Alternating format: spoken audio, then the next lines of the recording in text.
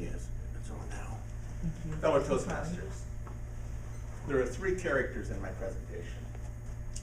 Gloria, who was the lady that just passed away, and Tip, that's her son, and myself, third character.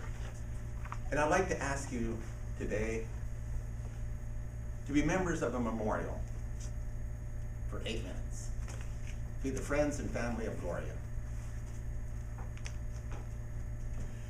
Friends and family of Gloria, today I would like to share a short story with you.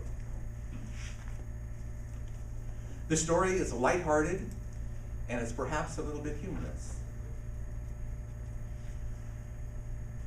Gloria was a mother in Easton about 60 years ago. And Tip and I were childhood friends. We lived across the street from each other. And one morning, Tip and I were at Gloria's house. We were working on a Cub Scout project. We were all spread out on the kitchen table. Gloria had a wood stove burning, and she had recently made a cake. Tip and I were working on that project, and Gloria said, "Would you boys like a piece of cake?" Tip and I looked up and said, "Yeah, we would like a piece of cake." Now there are two things for certain if you've ever eaten at Gloria's house. Number one, if Gloria made it, it was going to be good. And number two, if Tip was going to eat, he needed something to stimulate his appetite. A comic book. Tip always read a comic book when he ate. Gloria serves Tip and I each a piece of cake. I wolf my cake down. Tip, he's over there milking his cake, reading Batman. So Gloria, she has the opportunity to ask me, "Did you like the cake?" I looked up and I said, "Yeah, that was really good." So then she said, "It was orange cake." I thought to myself, yeah, it was kind of an orange color. Then she said,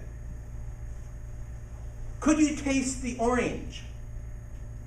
Then it dawned on me, maybe they put oranges in cakes. They put oranges in fruit salads. So Gloria continues with, "It had orange zest."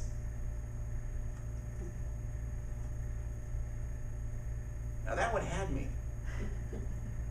Because I didn't know what zest was except soap. And I was pretty certain that Gloria didn't put soap in the cake. Now at this point, I glanced over at Tip. Tip didn't even look up. He was still milking the cake and comic. I was all alone. And Gloria continued with, she was having a little fun with this, I think, and she playfully said, "Orange zest is made from the rind of an orange." In that one sentence, Gloria had changed my entire opinion about how good that cake really was. I may have only been a Cub Scout, but I knew that when you peel an orange, the peel is the part that gets thrown away. I could feel my mouth. It was getting dry. I could feel the zest in my tummy. And it was crawling up my throat like Spider-Man. I glanced over at Tip. Thank goodness Tip had finally finished his cake. And he looked up and he smiled. thought to myself, why isn't the zest attacking Tip? And I quickly reasoned.